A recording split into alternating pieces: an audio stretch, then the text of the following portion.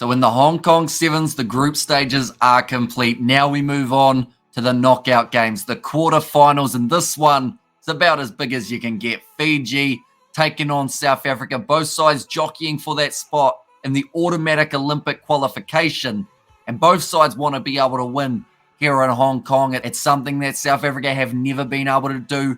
Fiji, they've tasted the gold.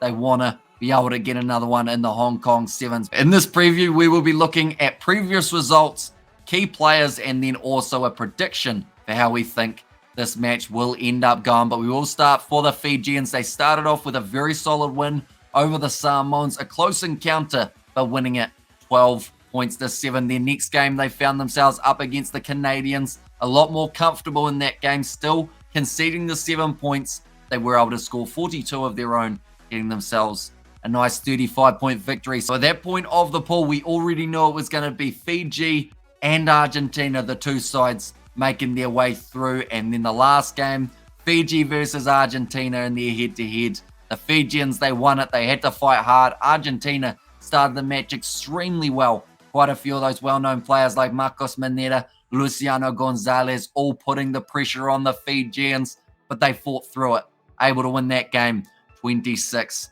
points to 19. Now looking through at South Africa, they had a very tough first game as they did go head-to-head with the Irish, which were another side in the end that did end up missing out on the quarterfinals. So more than likely, we may see Samoa versus Ireland a little bit later on in the comp in the 9th place playoff. But their first game up against the Irish, it was 7-all up until a last-minute try that was scored by Zane Davids for the South Africans, getting them the win 14 points to 7. In their next game, another close encounter, this time with New Zealand. They didn't quite get over the line in this contest, 12 points to 7. So still very close. Then their last game up against the Kenyans, they were able to win it 26 points to 17. And Kenya seems to be one of those sides that always are able to push the blitz box, but don't quite ever get themselves over the line enough. And now that we have looked through at the previous fixtures, we will now look at key players for both of these sides. For the Fijian, Josefa Talatolo, the size that man has,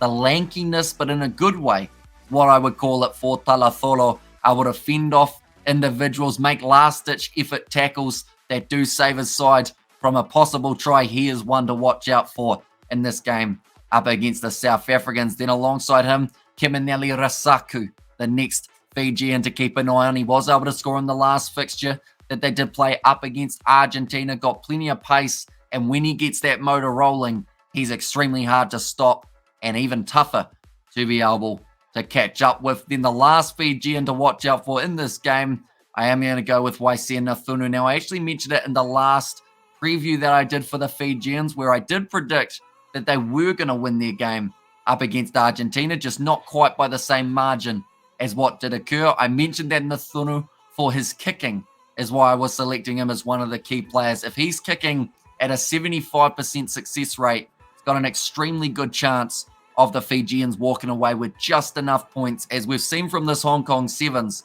there's been so many close games. Every point's crucial, and I think Nathunu might be able to help his side out in getting a couple of those extra ones. Then for the South Africans, I am going to go with Ricardo James Duarte as the first name. He's just a pocket rocket, as I like to call him, always running around, using up a whole heap of energy. But normally, by the time they take him off the field, he is exhausted, but he's worked as hard as he could to try and help the Blitzboks towards a victory. Next name, I am going to go with Impiveza, one of the taller players for the South Africans. Does quite a bit of work in the breakdown as well, willing to put the body on the line.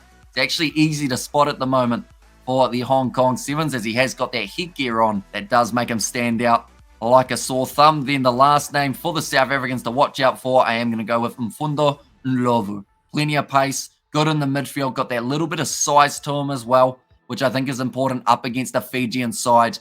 But you have to have a good balance of size and speed.